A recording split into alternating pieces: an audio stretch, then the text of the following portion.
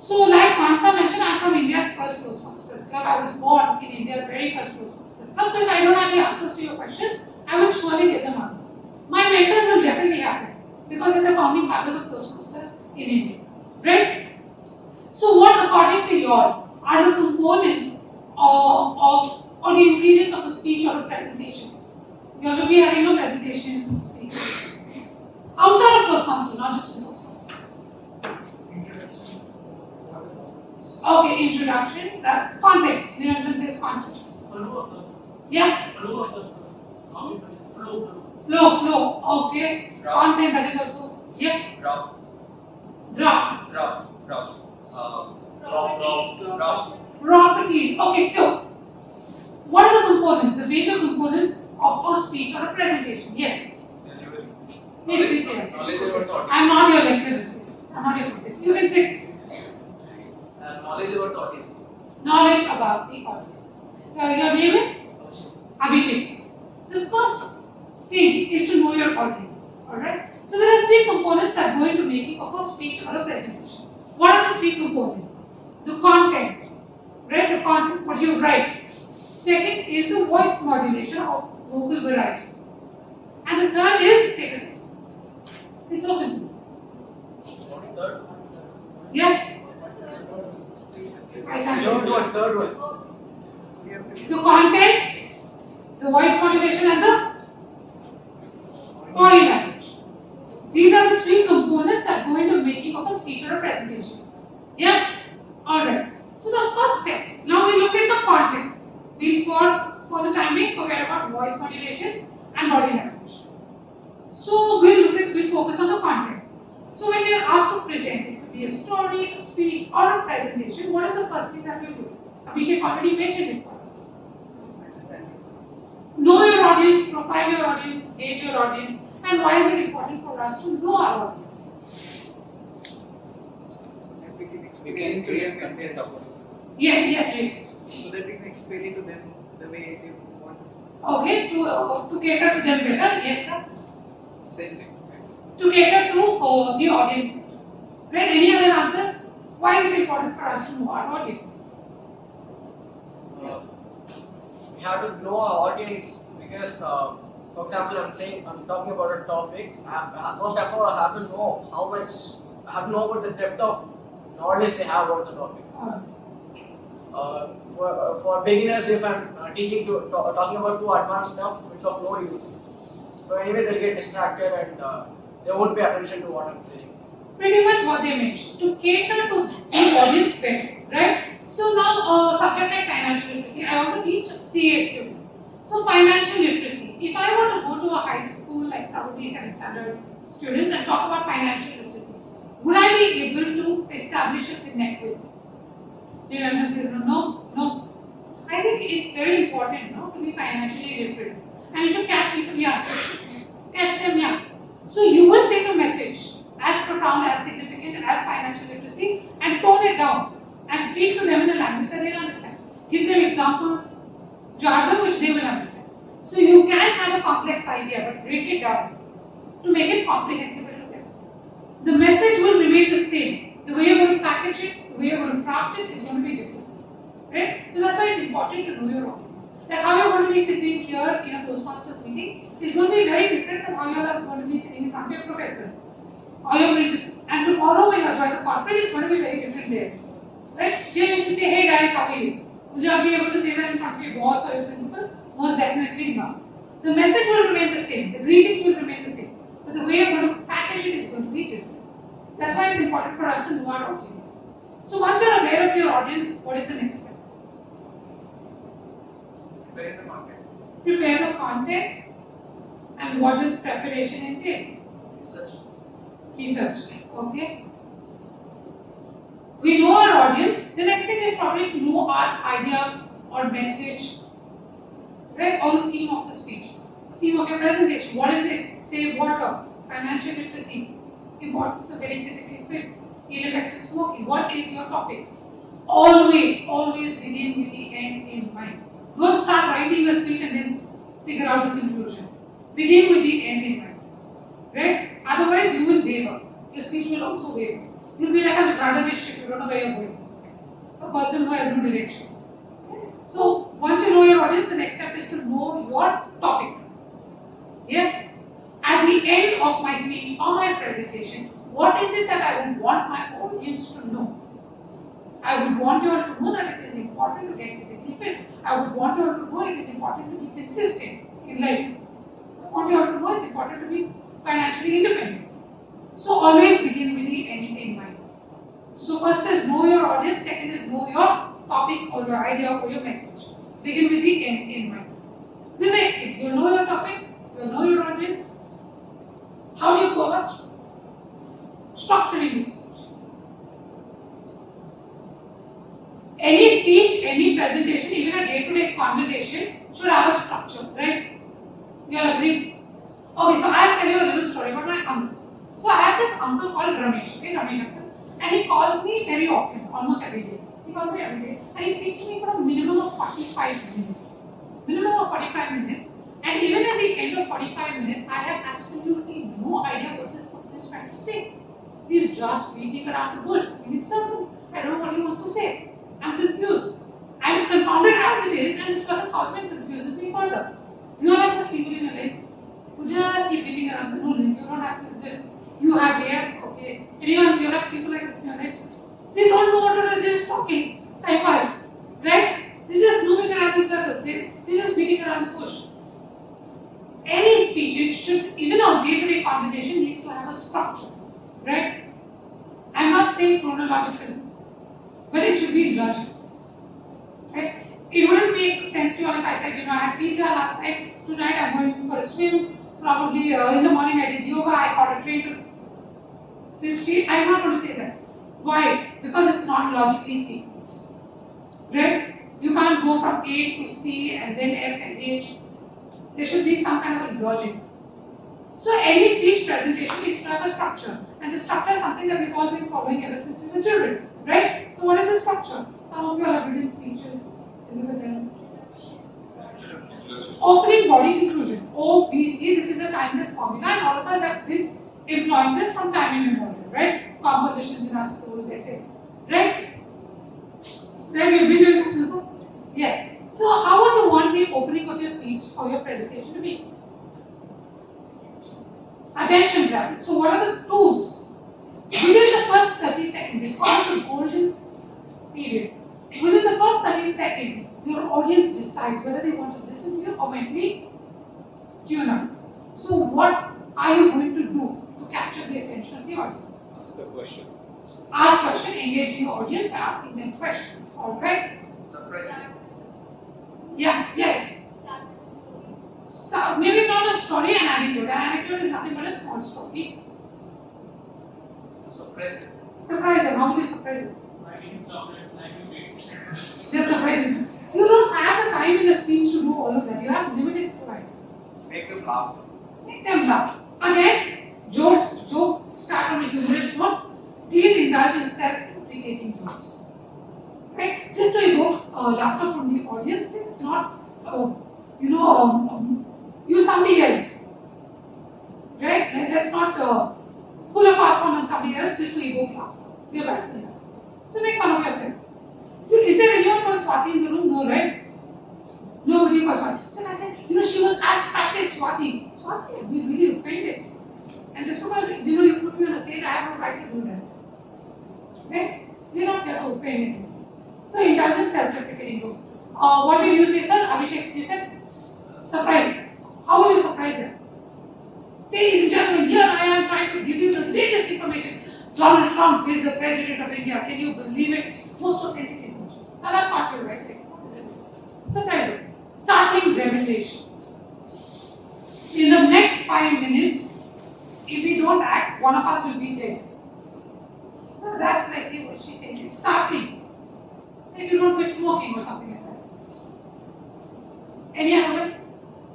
Somebody spoke about props, right? Yeah. They are called visual exhibit props. Even your PowerPoint presentation, the slides are props, visual exhibits. You will have some of you watch the World Champion of Public Speaking contest. You will watch? Which one have you watched?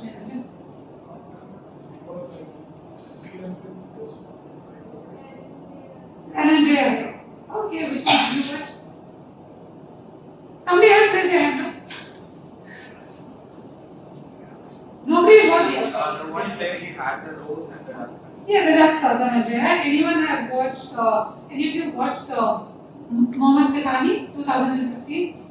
No? We started with the things also very young. Yeah.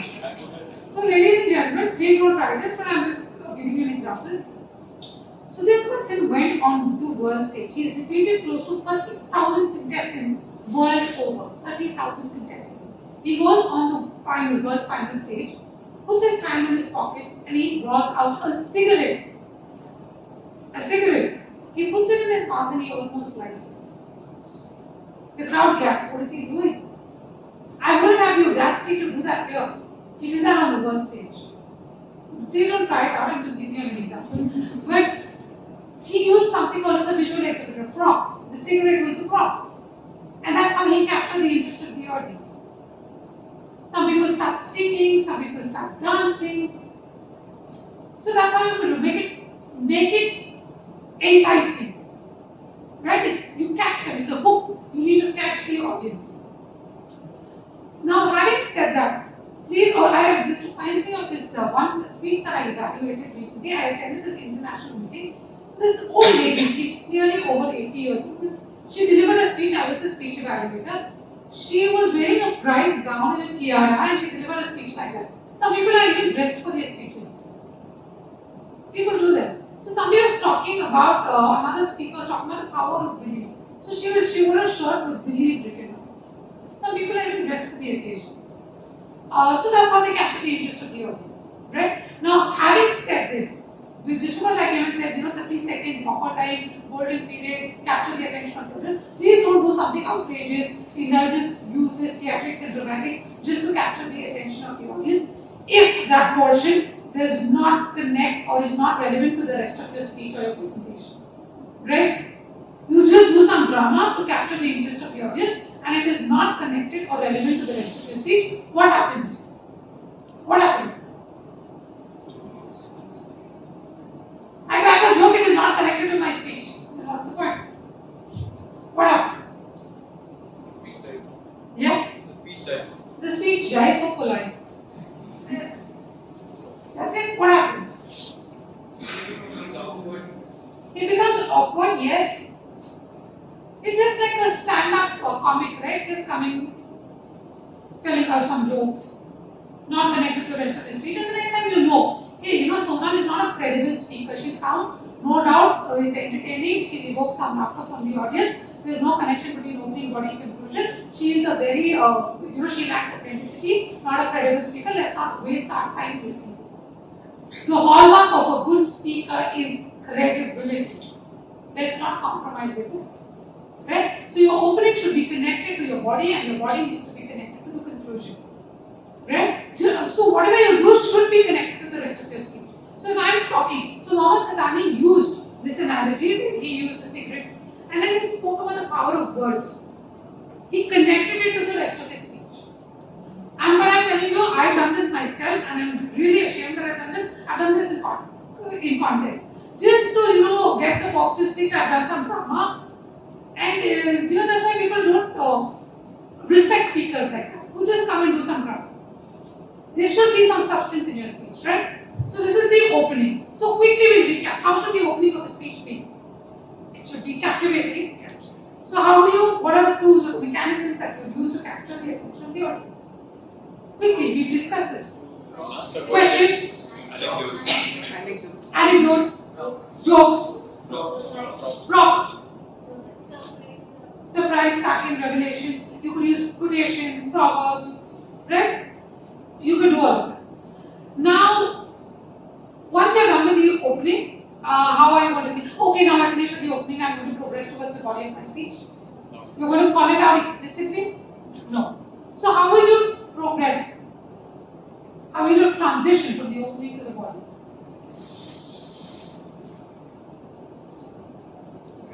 No right or wrong, please take a share. Basically go from the introduction to the content, don't say that we are going to the content, it should be in a straight flow. It should be flow. The flow should be smooth.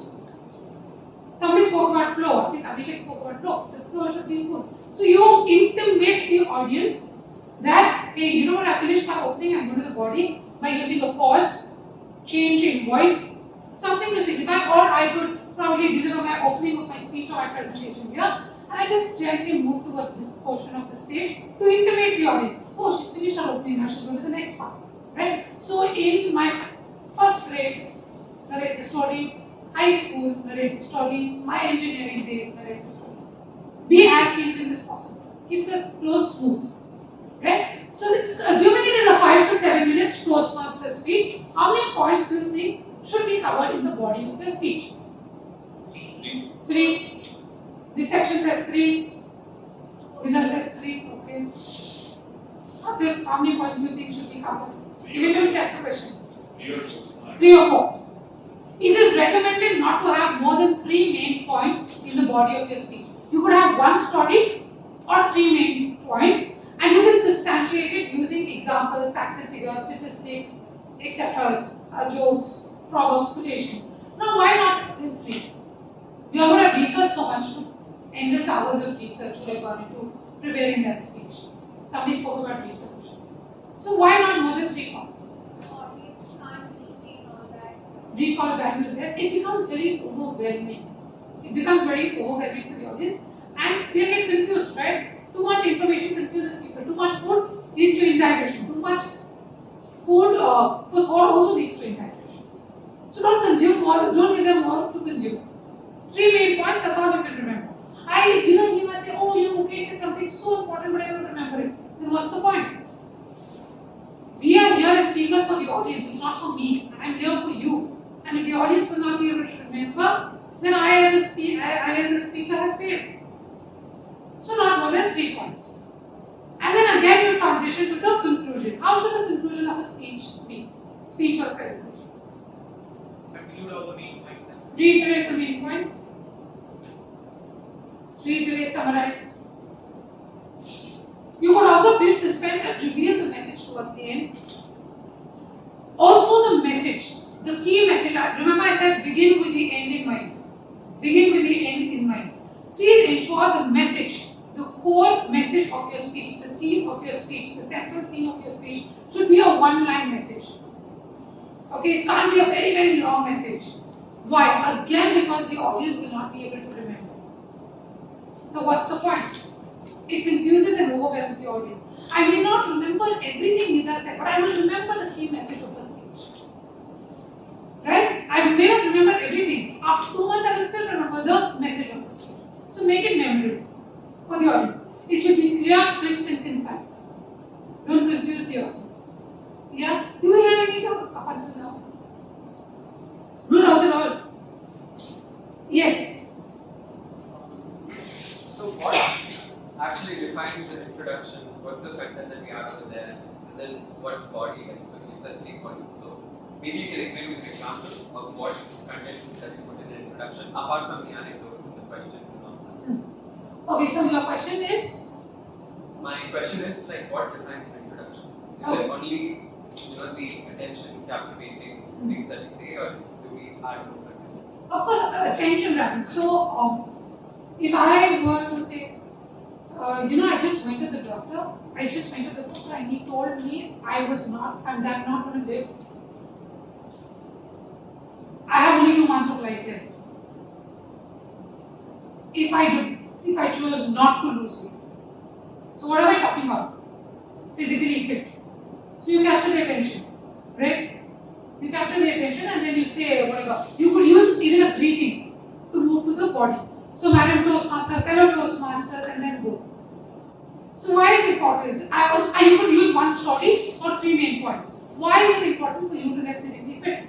Then you say I was very obese, and because I was obese, I was not able to live up to my full potential. It took a toll on my health. I was not able to walk. It was very frustrating.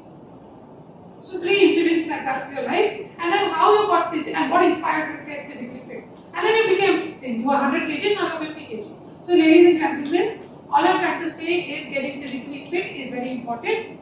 It's benefited me, it could benefit you also. So you spoke about getting physically fit. You could have 1 main story in your body or 3 points about what are the difficulties that you face, what are the challenges when you were obese, and and then what transformed you? You said I want to die in 2 months. Then afterwards, this is what has happened. 3 small anecdotes, right? And then yes.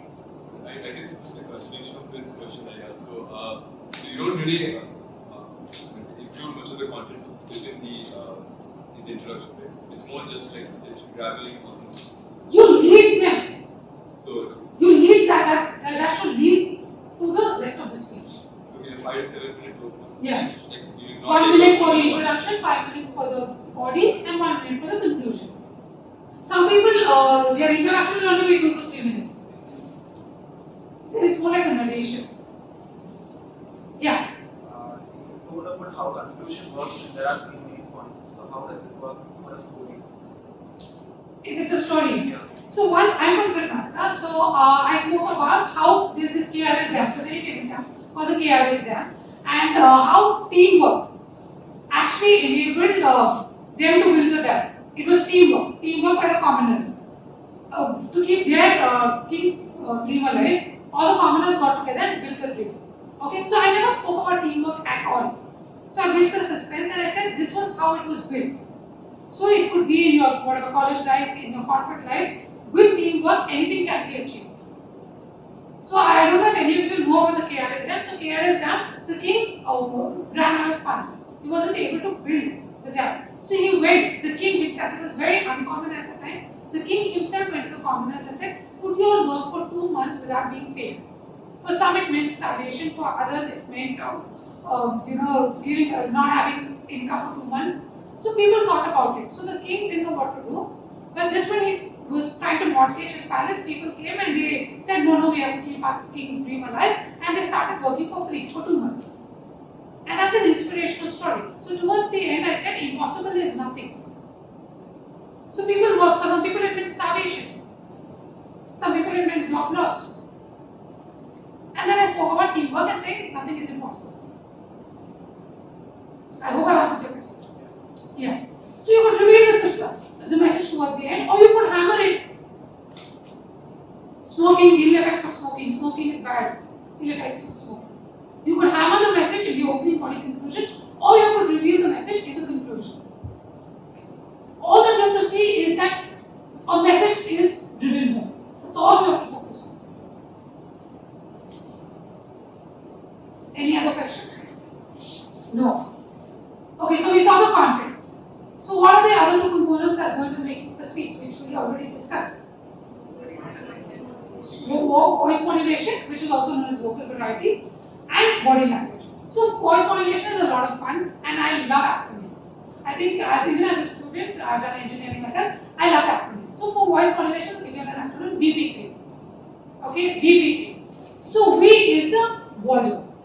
How you speak, how low you speak. Very simple, right? So I have a really strict mother. Do you have a strict mother? None of you. You have strict mother. So every time. So your names are? Mahesh. Mahesh. Okay. So, where have you been? What is that been? Angry. Right? We have strict mother. So here, where have you been? What does that mean? Calm. No, I'm just asking a question. See, the words remain the same. I just played with the volume. I just varied the volume. And it conveyed different messages. The words remain the same, but the emotions that I'm conveying are different. I just varied the volume. Right? Hey, could you please pass that to me? It's polite. Pass that to me. Pretty much.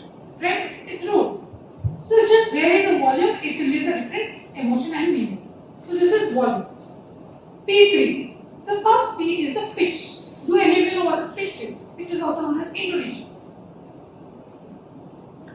Pitch. Now if you turn off all the lights, you can't see anything, and I just play an audio of 2 cartoon characters, Mickey Mouse and Donald Duck. Will you all be able to decipher between Mickey Mouse and Donald Duck? This is Mickey Mouse, this is Donald Duck. How? Everything is, both of them are speaking in the same volume. Still you will be able to figure out Mickey Mouse. Same volume. You will be able to figure out this is Mickey Mouse and this is Donald. How? Different pitch. Right? Sonal will sound very different. Sonal and Manasa will speak in the same volume, but Sonal's voice is different from Manasa's. So in your speeches, you will have characters, right? Sonal, Sonal's mother, Sonal's father, right? Now all of them can't sound like Sonal. In your speeches, you'll have some 5-year-old cousin, somebody, right? Now, she can't speak like an adult like me. You have to speak your voice. Right? So how do you decipher, how do you demarcate between different characters in your speech? Just by changing the pitch. So I told about my Ramesh Uncle who keeps calling me. We all have distinctive voices here in our family. I have a husky voice. He has a squeaky voice. Every day I told him when he comes to 45 minutes, hey listen, I'll have you. That's how he talks. He and me speak in the same volume. The pitch is different. Yeah? So this is how, oh, that is Ramesh Uncle, this is Sonal. So the minute I start speaking, so once I say Ramesh Uncle, he can't, he say, hi Sonal, how are you? Next time I can't say, hello Sonal, how are you? I can't talk like that. You have to be consistent throughout your speech. Right? Now, so if you're going to, your principal or your boss is not going to say, yeah, please come to college tomorrow. They're not going to be that. They're going to be authoritative. Come to college tomorrow. Right? Fathers are masculine. Mom will have a more feminine voice. A 5-year-old will have a childlike voice. How do you bring out those voices? By changing the pitch. Do we have any doubts as far as pitch is concerned? No. No. Excuse me. Yeah. Should the pitch be consistent throughout the speech? Yes, yes. So my mother will sound like a lady throughout the speech. My father will be authoritarian throughout the speech. Right? And also be true to the character. 5-year-old girl will remain 5-year-old girl for the entire duration of the speech. Unless she grows big. Yeah? So sometimes people forget. This is also called as stage crafting. So if this is your college, this is home, and that is your gym. That has to be consistent throughout, right? That has to be your gym, this has to be your house, this has to be your college. Don't change the orientation. It confuses the audience. You anchor this position in the minds of the audience. So this is college, this is home, that is the gym. Yeah? Yeah. I have a question, and if we have time, we can go into it because it's more like side-tapping. But my question is, so I have seen a lot of these stand comedians and how they do imitation. So it'll be a male talking a male voice at first, and they will suddenly change and they're like, oh, it's a female voice. So I really like how they do that on stage. If we have time, could we also break that down? Because you were talking about how people be changing locations, like home, school, and all of that. So if you can break that down, that'd be great. Yes, it's something, it's called state architecture, right? So I was in college, and then it was very late, so I had to rush back home. And then I took my gym bag and moved to the gym, where I met my friend Sia. Hey, where have you been, man? You get it? So I moved from college to home to gym. So if I'm having a dialogue with my mom, this is Sonal. Sonal's mom will be like this. Don't show your back to the audience. Never show your back to the audience. So this is Sonal's mother, this is Sonal. Where have you been? Oh, I'm sorry, I'm late. Yeah? Yeah? Your principal. The principal walked in. This is your college. This is home. That is your college. Principal walked in. And then you say, where have you been? Sorry sir. You see, you're using the stage. This is your college, this is your house, this is your gym. This will remain same. Your gym in the next 2 minutes can't come here. People get confused. Is this gym or this is college? Yeah. It takes practice, Rome wasn't built in a day. Just get into the skin of the various characters. So, any other doubt? Pitch. How do they really pitch? Is there any trick or strategy? See, I think this is very, we do this unconsciously. When you're with your friends, you'll be imitating somebody. Hey, that person came, this happened. The train came. You do that, right? You do that when you're with your friends. Suddenly, when you're put on stage, you'll be like, you're so conscious, you're so inhibited. We do that naturally. Don't we all like at some point emulate our friends or our professors we do that, right? We do that. So that's exactly what you have to come and enact it. Yeah. Is there any exercise that we can practice? I'm not too sure because I haven't done it. It comes naturally. But be true. Just get into the skin of the character. It comes very naturally. It comes very naturally. Yeah? Any other doubts? Pitch? No. Alright. That was the first P. BP3. We saw the volume, the pitch. The next P is the pace. Now what is pace? Self-explanatory, right? Speed. How fast you speak, how slow you speak. Now, for example, how many Usain Bolt fans in the house? Usain Bolt. Only 3 of us. Okay, all of you know Usain Bolt, right? Fastest man on the planet, right? So if I was a commentator for Usain Bolt and he's running the fastest race of his life, and I said, ladies and gentlemen, here I am watching Usain Bolt run the fastest race of his life. Appropriate? Hey, why not? Yeah, I spoke in English. Appropriate, sir? No. Why not? I spoke in English. Commentators speak in English. Why not? So my volume, the pace and the energy that I'm exuding is not in congruence with what I'm witnessing, right? He's the fastest man on the planet. Do some justice to him, right? It should match what is happening. So here I am, ladies and gentlemen, watching Usain Bolt run the fastest race of his life. This is the best I can do, right? Slightly more appropriate, more congruent. Now what did I do? I just varied the pace. Now if you are saying something very important, okay, you are teaching your neighbor something very, very, very important just before placements. You can't talk at this pace, right? Now you suppose you're going to tell your neighbor that her husband died in an accident. You can't talk like this. And the uncle died another one. You can't talk like that, right? You really have to pace it down. When you're teaching somebody something important, you have to pace it down so that it settles in their minds and ears. But Usain Bolt, you have to go at that speed, right? Correct? Yeah. Any doubts as far as pace is concerned?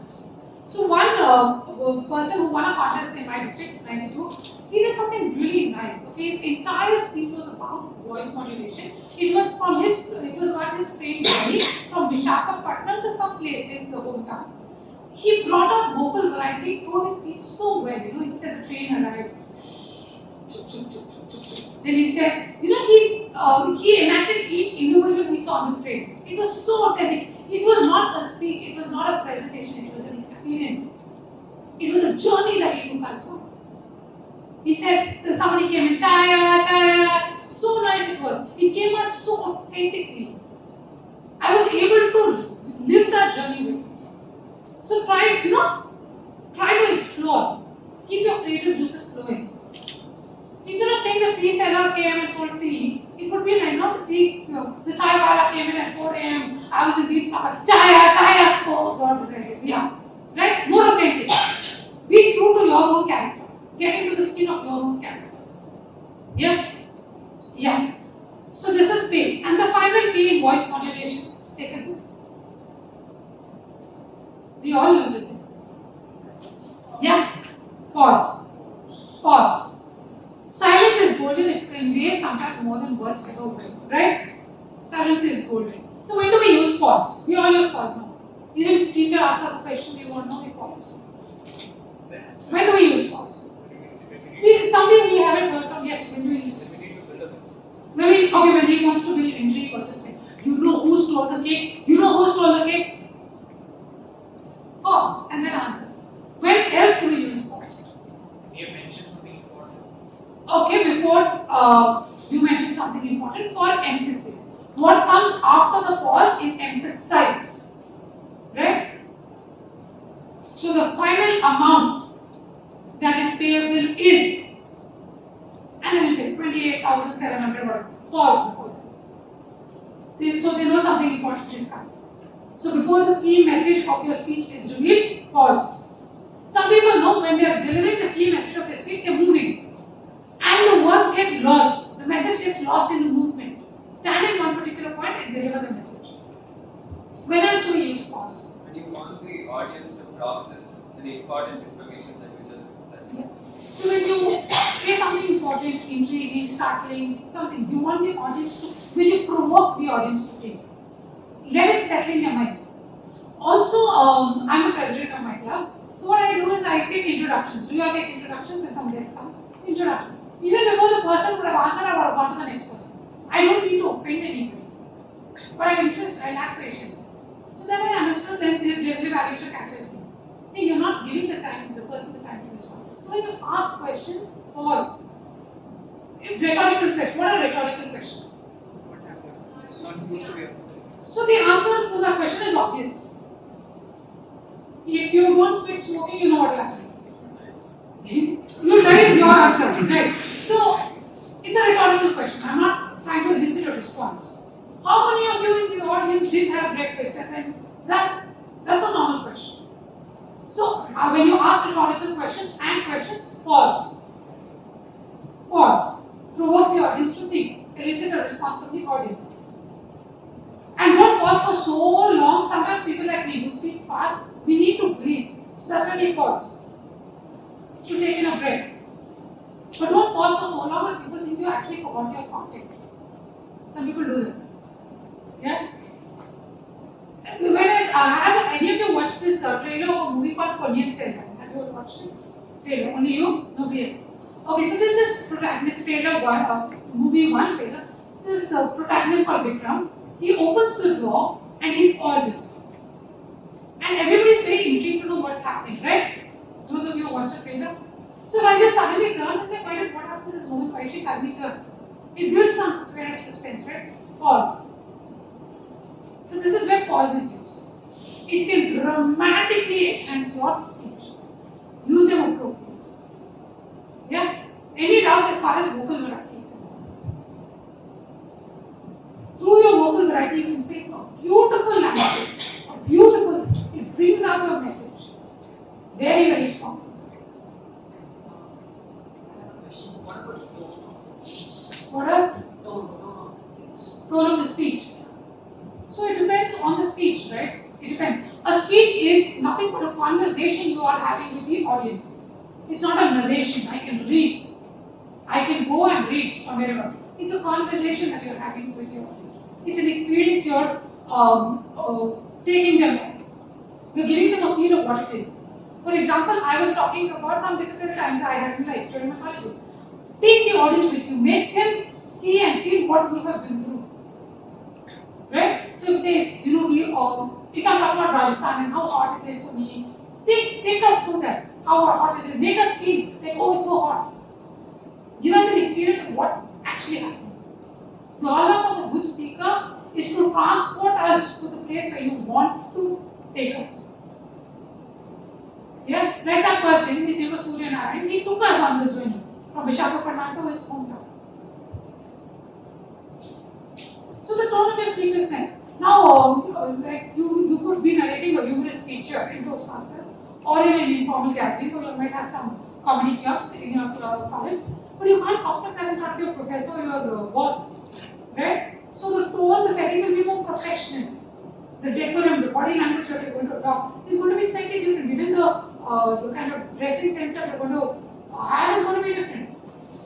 So you have to figure it out, the setting, the context. That's why, sir, we come back to our main point, know your audience, the very first point. Yeah. So we talked about vocal variety in terms of like volume, pitch, but okay, maybe this is a comparison I want to make with let's say TEDx speakers. Some of the more famous speakers or speeches that I've seen on YouTube, I've noticed that most of the speakers themselves would not really be focusing much on the like increasing or decreasing the volume or like practical jokes here and there. It's mostly the same throughout, Yeah. but then the audience is it is captured though, the attention is captured throughout. Is that because the content is like good enough, or is it because See, these are the ingredients that go into making of a presentation. You can't be this animated in while you're doing a presentation to your. We had this some presentation we had to give in my final year as an engineering student. I don't know if you'll have that. You can't make this animated, right? You can't. So look at the requirements of that particular setting, or what is the project about? Is it a Toastmasters project? Is it a TEDx style? What is it? TEDx is like that. It's monotonous. So look at the context, look at the setting, and then take appropriate action. so that's You not can be really very animated in a wedding, in some function. you can be very animated. Even in Toastmasters, you can be very animated. But probably a different setting, you'll have to adapt and adopt to that setting. Any other questions as far as vocal variety is concerned? Because this reminds me of this, so many of my Toastmasters friends have delivered TEDx talks, and they say, we really have to tone it down. It has to be more subtle. Here in contest, we are so animated. 1 second we are here, next second we are there. So, but in TEDx, Josh, all that, you really have to be more subtle. And it also depends on the topic you say. You can't. Somebody recently said, he died. God. There's absolutely no synchronization between the words and expressions. That's why it's so important to get into the skin of the character. So this is vocal variety. So we saw the content, we saw the vocal variety, and the final component of the speech is body language. Now body language is very simple. I already see you yawning, so I'm not going to take more of your time. So body language is, I'm just putting up answer. So body language, all I'm trying to say is, it's important. 73% of your communication happens through your body, right? And I say, thank you, sir. It was nice meeting you. Clearly, my body gestures is not in conflict with what I'm saying, right? So 73% of your communication happens through your body.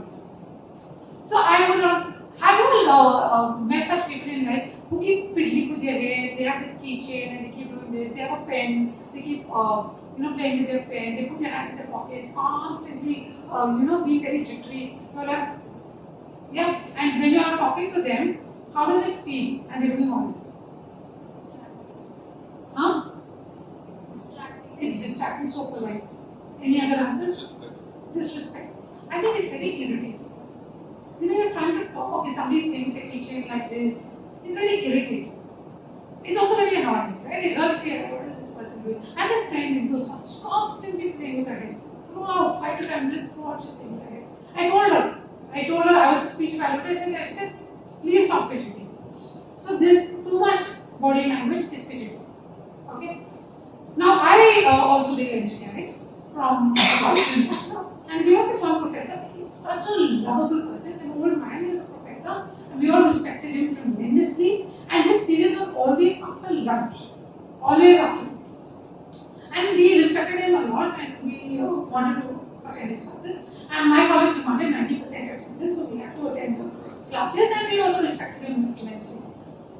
And he was an old man, very frail. He would stand on one end, the podium was this big. He would stand on one end and he would deliver a lecture like this for 1 hour. 1 hour. And his periods were always after lunch. How would you, and we wouldn't bunk and we respected him a lot. How do you think, we wouldn't sleep also, how do you think we would have felt? Boring. Boring. Huh? As much as I respect that, sir, it was also very irritating. Very irritating. Hopefully, I'm sure you're not a subject, sir. It's very irritating, no, sir? It's very irritating. All I'm trying to say is too much body language is very annoying, it's jarring. No body language is also jarring and annoying. So, what do? Strike the right balance. Strike the right balance. Now, how do you strike the right balance? It's easier said than done. How do you strike the right balance? Yeah. Only show the gestures when required. Organic gestures. Now, have you seen some speeches? People use repeated cut gestures, choppy, for everything. They have no movement. They're just very unpurposeful. And all of us have done this at some point in our lives. Very unpurposeful. We just move because we have to move. There's no intention. We just want to use the stage. Right? So become more purposeful. Gesture naturally. Some people stand like this and deliver speeches. Give yourself to the audience. Now what happens is when you immerse yourself in the character of your speech, right? When you are so convinced about what you're saying, you will get into the skin of the character and you will gesture naturally, very organically. So that's something that we can aim for. Another thing is, some incident would have happened on the road or something, or in some other college, some fight would have happened. You would have just given it a cursory glance. And you will come back to your hostel and narrate the same incident to your friend, right? able to remember everything that happened? Almost everything. You say this person was fighting with these people and the lecturer came, right? Now, how do you remember that so well? How do you remember that so distinctly? Yeah? You've seen it. You've seen it, yes, one, you've seen it. Even in speeches, you have to visualize it. You have to visualize your speech. How are you going to start? How are you going to stand? You remember that incident so well because you're focused on delivering a message. You just want to come at a different day, this happened there. You're focused on sharing what you have seen, right? So you're not focused on the minor, not so important, not so consequential details. And when you say, hey, you know what happened, Priya came and did that, and this one did this, your body is gesturing naturally. When you're trying to say something, oh, this person spoke like this, and you're going to try and emulate him. Again, your voice modulation is coming out very naturally, right? So all I'm trying to say is don't internalize, or don't memorize your speech. That's called route learning. Remember these poems in school which we had to by heart? God forbid if you forget a word, your entire poem would go, right? One word and you've forgotten it. You've lost track of what you want to say. You've lost your train of thought. Because you have memorized it. But once you internalize it, the essence of what you're trying to convey will not get lost. You may be found wanting for a word. Instead of saying profound, you may say significant or important. But what you're trying to convey will not be lost. But if you by heart, if you forget a word, your presentation is gone. And it's like, there are people, okay, who forget icebreakers. What is icebreaker? The first speech, you know icebreakers? People have forgotten icebreakers. And it's humorous to me. How can you forget a story of your life? Who will know the story of your life better than you? Right? How can you forget your icebreaker? Because you have memorized it. You have memorized the story of your own life, which nobody knows better than you. And then they'll start crying and look on top and right? So please internalize your speech and not memorize your speech. And even if you forget bits and pieces of your speech, it's all right. Because the only person who knows that I've forgotten this bit of information is you. And probably your mentor. Only two people. Otherwise, who will know? Right? So, all I'm trying to say is body language, please be organic, please be natural about it. Don't overdo it, don't underdo it as well. This was as far as word. And if you can replace an entire statement just by one body gesture. What is this? Call. You can replace an entire statement with just one body gesture. Stop. He said this. He did this. Right? So you can replace an entire sentence with just a body gesture. 73% of your communication happens through your body. Yeah? Any doubts? Content, voice modulation, body language. Yeah. So in the body part, let's say I'm doing 3 points, not the storytelling. So I tell my first point and the second point I should memorize it, right? I can't internalize it because it's nowhere related. If it's a story, I can internalize it. Yeah, it's a point also you can memorize, but if there are some statistics and numericals, that you will have to memorize. Okay, you can't get that wrong. You can't get that wrong. And even if you're quoting somebody, paraphrasing is okay, but if you're quoting somebody, please by heart. You can't quote Nelson Mandela or Thomas Alva Edison.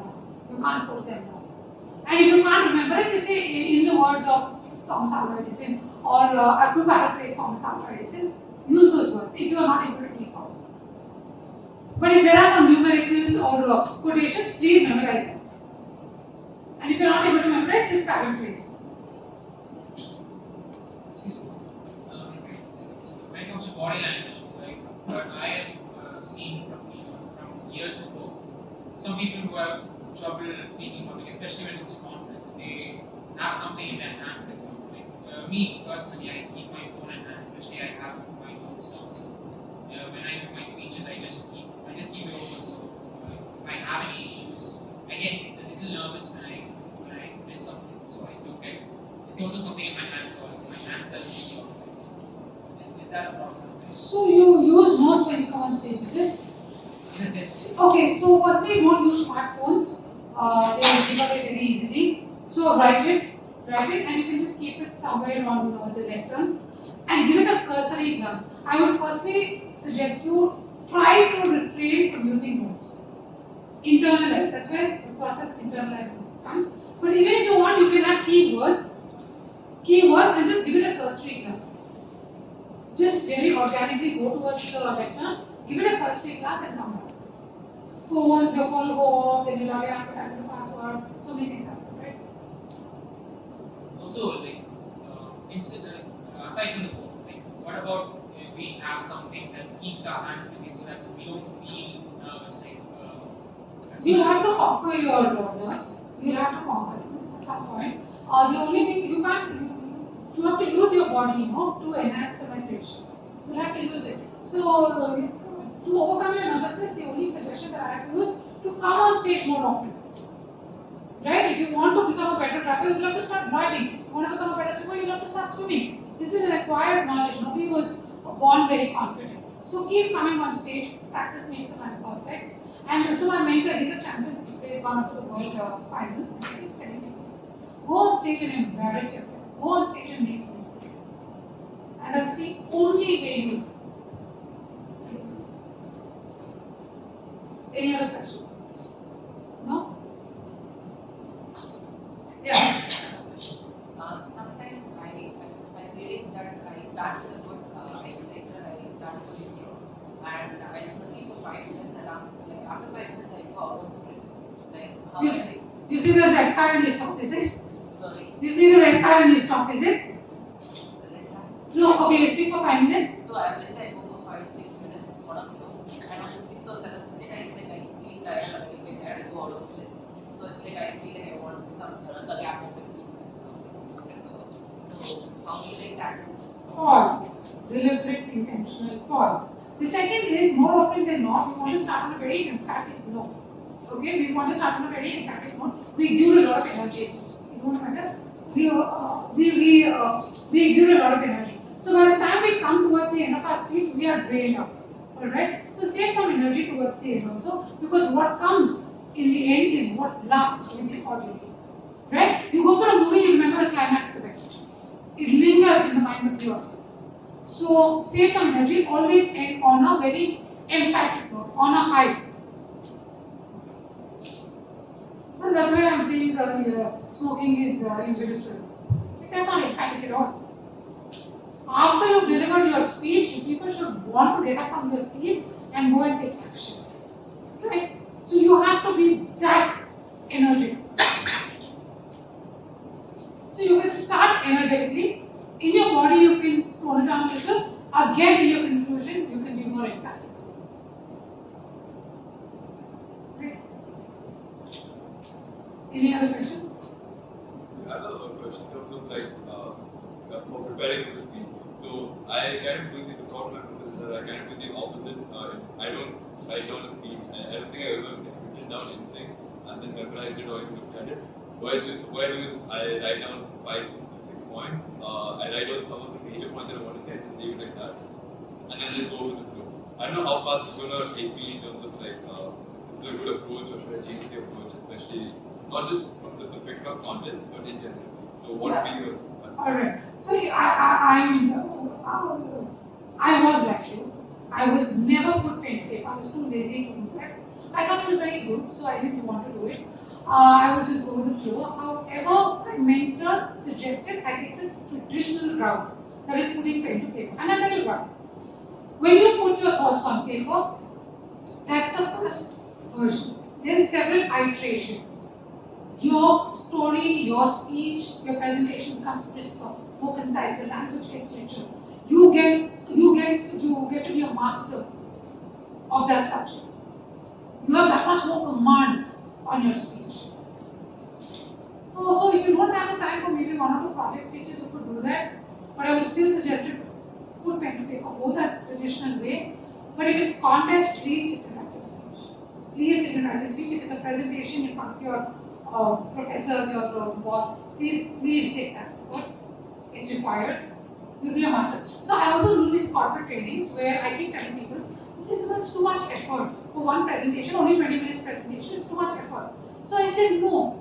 See, put your pen to paper, that you'll have 20,000 words, endless hours of research. So put everything on paper. It's a very solitary, painstaking activity, but please do that for your own benefit. put everything that you can research on paper. That is 20,000 words, but you have only limited time in front of your boss. So what do? Whatever, I said begin with the end in mind, right? So whatever does not add value to your core message, remove it, prioritize. Whatever does not bring your message to life, remove it. And then what you have is a very distilled, boiled down version of your presentation. And that is like the most concentrated version. So you'll go there in front of your boss 20 minutes, that's all they have. CEOs, bosses have only 20 minutes.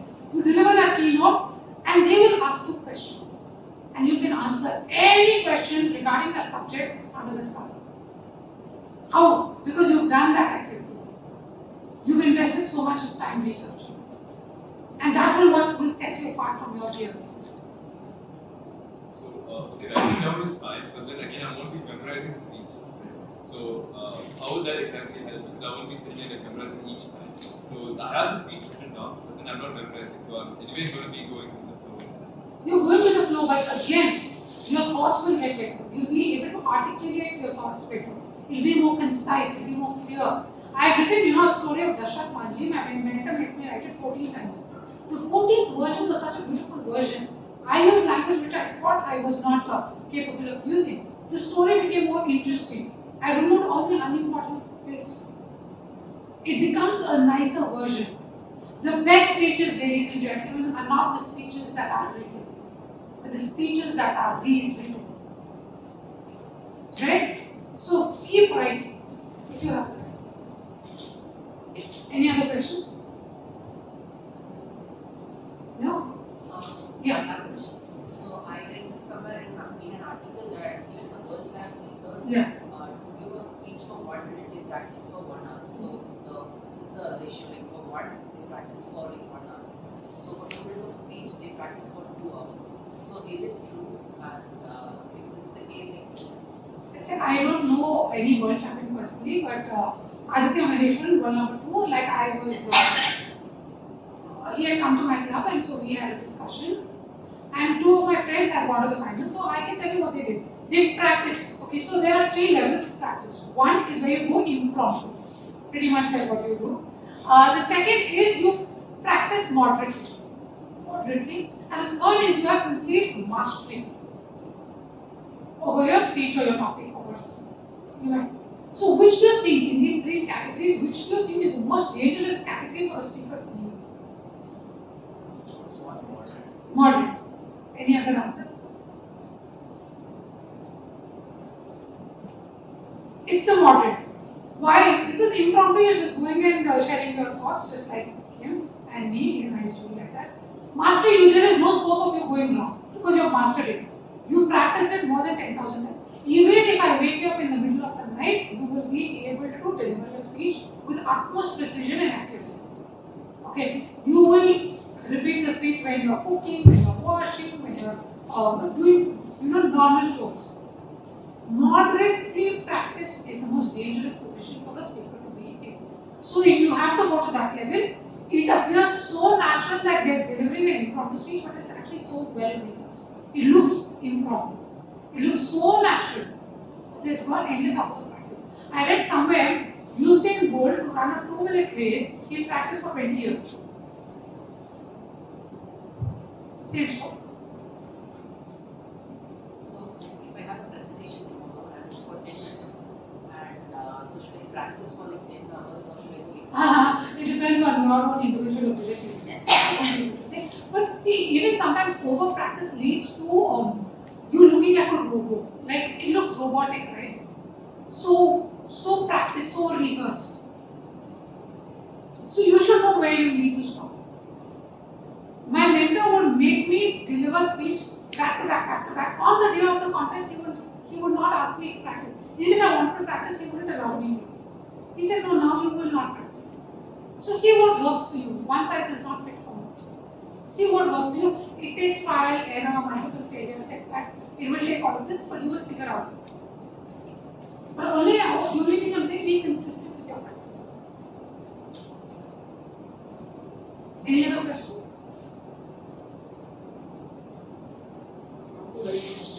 How to write your speeches? This is the biggest problem that I face. Like, I need so much time to come up with a great speech. For example, I'm writing something for my humorous contest. I try to write some stories that I experienced in the past and to have so many nonsense jokes, and I would absolutely hate what I've written. So I want to write good things. How to be better content writer is what I'm asking. No, it's not an introduction. Yeah, so okay, before I address this question, I want to say one thing is, when you're not joking, please indulge in self-deprecating jokes. However, don't berate yourself. Like for example, Lita said, this is a punishment for you all. Don't be apologetic, right? Even you said I don't come up with good jokes or something like that. You said, right? Somebody said something else. No, somebody said something, and see, when you're on stage, you're an authority on stage. Whether you're a good singer, not so good singer, mediocre singer, you're an authority on stage. Don't say, my voice is not good, thank you for bearing me, I hope it was worth your time, I don't need to waste your time, but please listen to me, thank you for bearing me. Don't be apologetic, don't say nonsense jokes.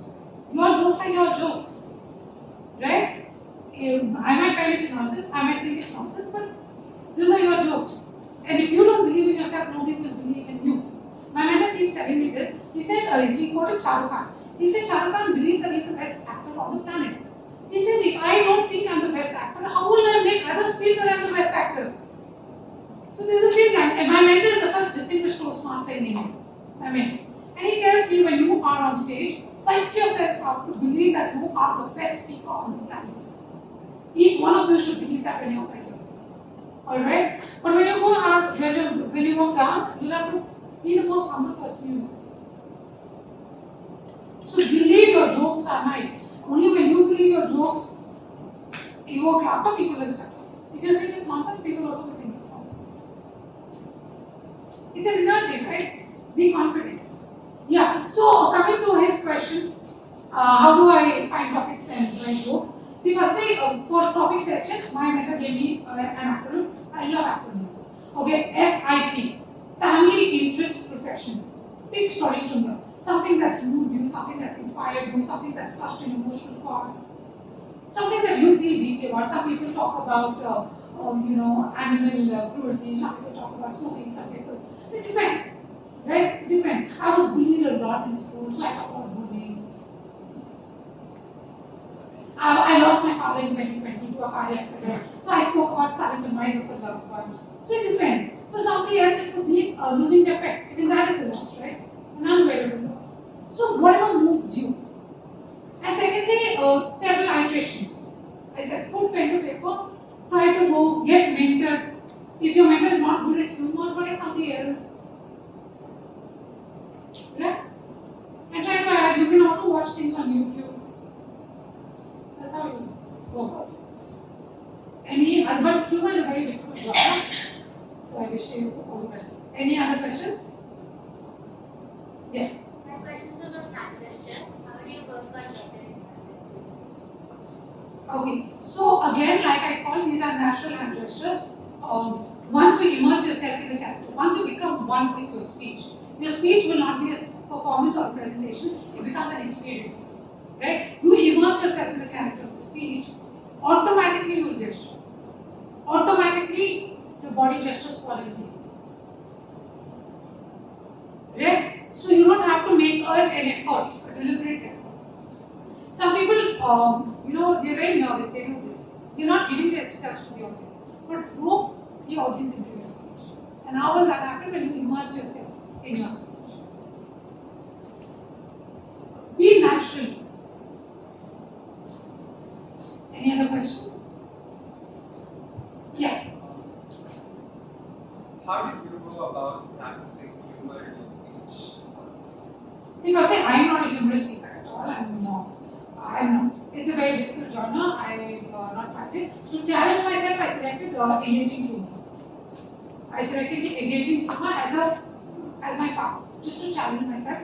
But see, firstly, your speech needs to be not. If you're talking about the death of a loved one, now that speech may not have too much scope for the incorporation of humor because it's a serious setting. But if you're talking about some incident you went to your hometown, it's a village, and some two people were there, now there's a lot of scope for incorporation of humor. I said Ravi, how many Ravis? Ravi Chela, Ravi this, Ravi that. You can add humor. Now, if it's a serious setting or a serious speech and you add humor, it looks like you're force fitting it. You're plugging in information. It's not natural to your speech. It's not seamless. I agree with that. And my question is, so how do we establish that? Because humor would only make sense if we incorporate it and the audience is able to receive it. But then if the audience are not relating to it, they can understand that I'm trying to make a joke in the stage, but then it doesn't really put out a good image. So when we deliver it, it has to work out. So how do we go about that? Which brings me back to the very first step. What is the first step? Know your audience.